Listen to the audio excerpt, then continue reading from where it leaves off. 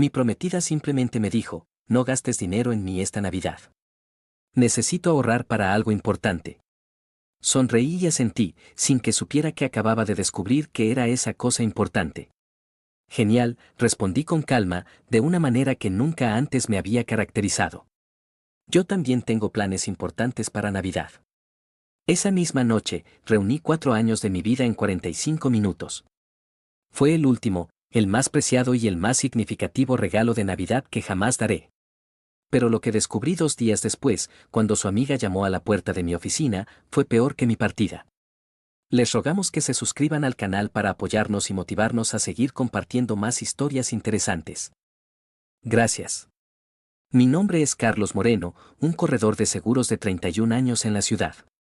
Conduzco un coche fiable y, hasta hace 3 semanas, pensaba que tenía mi futuro resuelto. Su nombre era Adriana Reyes. Habíamos estado juntos durante 4 años, comprometidos desde hacía 8 meses. Ella trabajaba en marketing digital para una startup en el centro. Siempre habíamos mantenido nuestras finanzas relativamente separadas, dividiendo el alquiler y los gastos. Funcionaba, o al menos yo creía que funcionaba. Los problemas empezaron a mostrarse a mediados de noviembre. Aunque, viéndolo ahora, las grietas se habían estado formando durante meses. Yo había estado demasiado enamorado o demasiado estúpido para notar cómo se extendían. 18 de noviembre, un martes. Lo recuerdo porque acababa de cerrar una renovación de contrato especialmente tediosa con un cliente manufacturero, y estaba de un humor inusualmente bueno cuando llegué a casa alrededor de las 6:30. Adriana estaba en el sofá desplazándose por su teléfono con esa expresión en blanco que tiene la gente cuando en realidad no está viendo lo que tiene delante.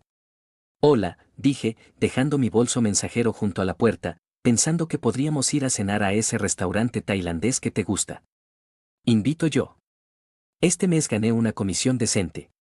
Ella no levantó la vista. No puedo. Voy a quedar con unos amigos para tomar algo más tarde. Ah, ¿qué amigos? Solo gente del trabajo. No los conoces. Esa debió haber sido mi primera señal de advertencia real. Adriana solía contarme todo, lo que decía su compañero Brent que la molestaba, cómo su jefe microgestionaba las campañas de Instagram, quién se acostaba con quién en la oficina.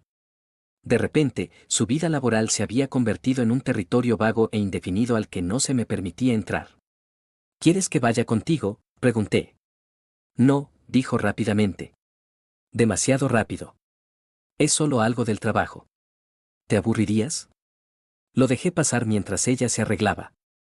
40 minutos después salió con un vestido negro que nunca le había visto. Tacones que la hacían 3 pulgadas más alta, un maquillaje que parecía excesivo para tomar algo con compañeros de trabajo. Te ves increíble, dije con sinceridad. Gracias. Agarró su bolso y sus llaves. No me esperes. Volvió a casa a la 1:15 de la madrugada. Olía a cigarrillos y a una colonia que no era la mía. Cuando le pregunté si se había divertido, dijo sí y fue directamente a ducharse. Eso ocurrió 3 veces más esa semana. Para finales de noviembre, nuestras conversaciones se habían reducido a logística. ¿Puedes comprar leche? Llegaré tarde esta noche. La factura del agua vence. No habíamos tenido sexo en 6 semanas. En realidad, no habíamos hablado de verdad, desde hacía tiempo. 10 de diciembre.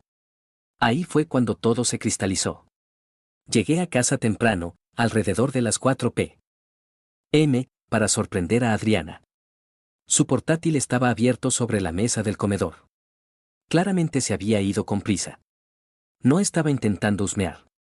Pasé junto a la mesa camino a la cocina y la pantalla se iluminó al salir del modo de reposo. Lo que vi me dejó helado, su Facebook Messenger estaba abierto. Una conversación con alguien llamado a en la parte superior de la lista. El mensaje de vista previa visible en la pantalla decía, anoche fue increíble. ¿Cuándo puedo volver a verte? Mis manos empezaron a temblar. Me senté. No debía haber hecho clic. Sabía que no debía haber hecho clic. Hice clic. La conversación se remontaba a meses atrás. Julio, antes incluso de que fijáramos la fecha de la boda. Mensajes coquetos que escalaron a otros explícitamente sexuales. Fotos que nunca podré dejar de ver. Planes para encontrarse en hoteles que reconocía. Buenos, del tipo que yo había sugerido para ocasiones especiales y que Adriana siempre decía que eran demasiado caros. Su nombre era Ricardo Navarro. Por los mensajes, era un empresario con suficiente dinero como para llevar a mi prometida a restaurantes caros. Había otras conversaciones también. Otros 3 hombres, ninguno tan extenso como Ricardo, pero suficientes para pintar un cuadro muy claro. Mi prometida no solo me estaba engañando. Estaba llevando una pequeña rotación.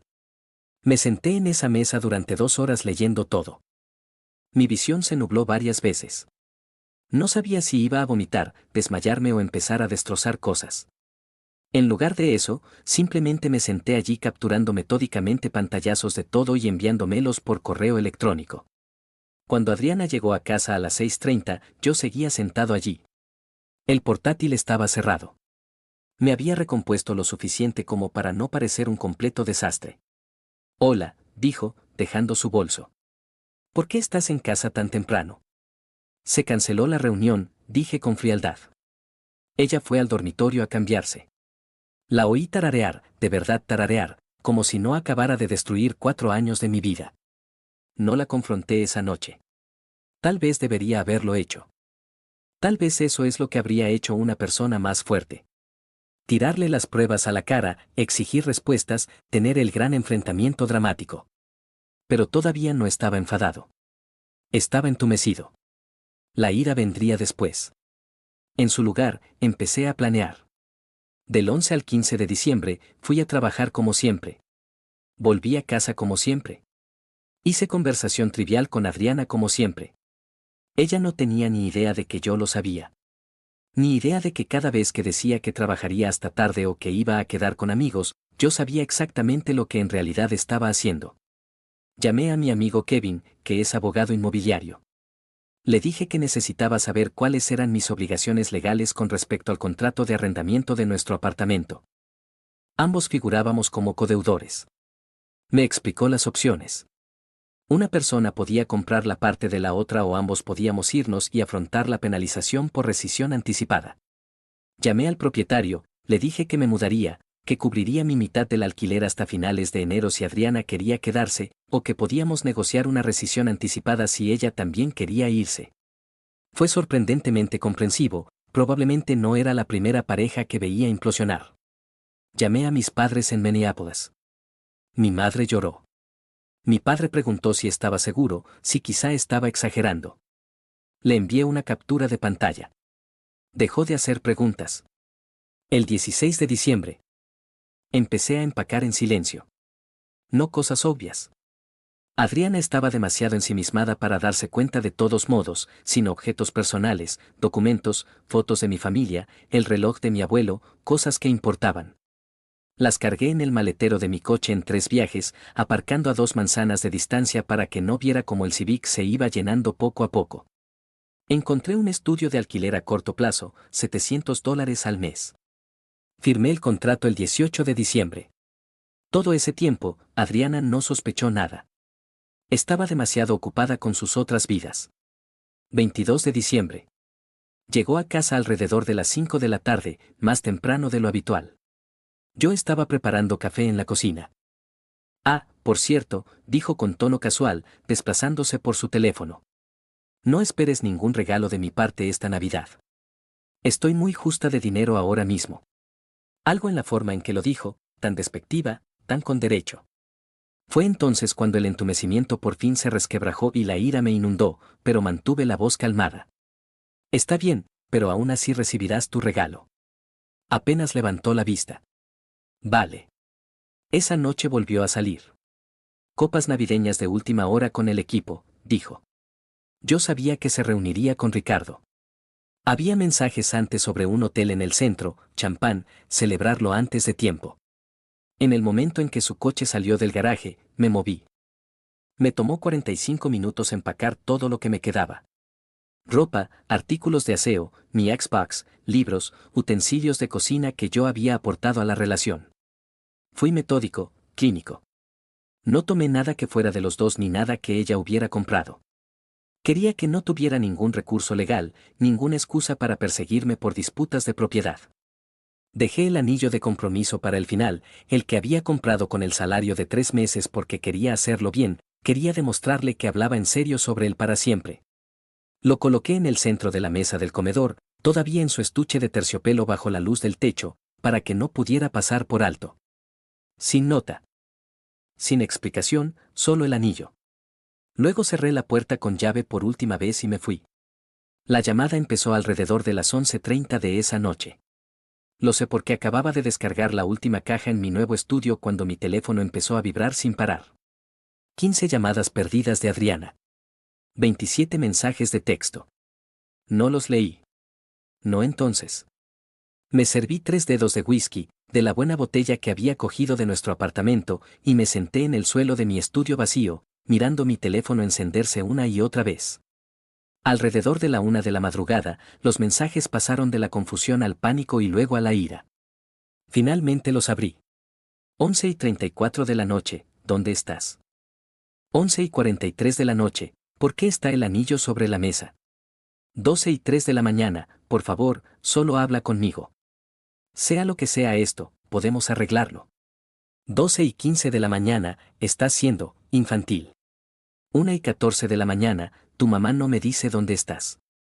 ¿Qué les dijiste? Bloqueé su número a la 1:30. Aún así, me encontró. 23 de diciembre, 9 de la mañana. Alguien no dejaba de timbrar hasta que otro inquilino le abrió. Pasos pesados, golpes. Carlos, sé que estás ahí dentro. La voz de Adriana, cruda y desesperada. Una parte de mí, la parte que la había amado durante 4 años, casi abrió la puerta.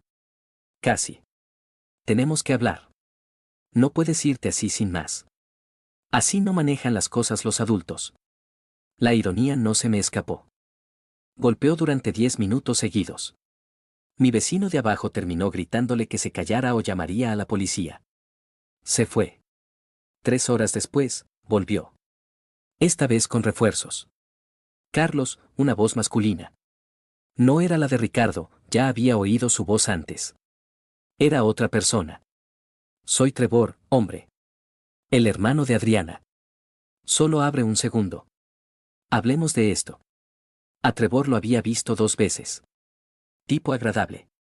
Veterano del cuerpo de marines. Trabajaba en gestión de obras. Me dio pena que lo hubieran arrastrado a esto. Abrí la puerta apenas un poco, con la cadena aún puesta. Trevor estaba allí, incómodo, con las manos en los bolsillos. Adriana estaba detrás de él, el rímel corrido. Los ojos rojos y desorbitados. Hola, dijo Trevor en voz baja. Mira, no sé qué pasó entre ustedes dos. No es asunto mío, pero ella ha estado perdiendo la cabeza desde hace 2 días. ¿Puedes al menos decirle qué está pasando? Dale algún cierre. Trevor, dije con calma.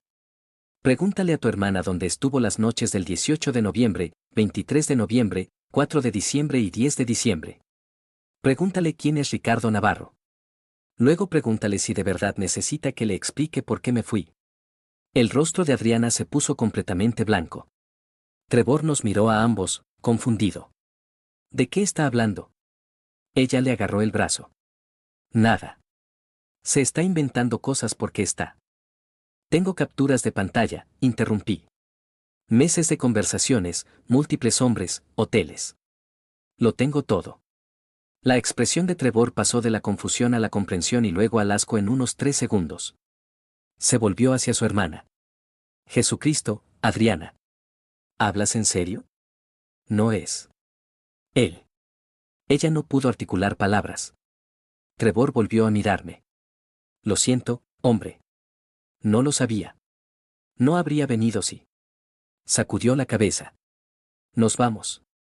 Me aseguraré de que no vuelva. La alejó físicamente de mi puerta.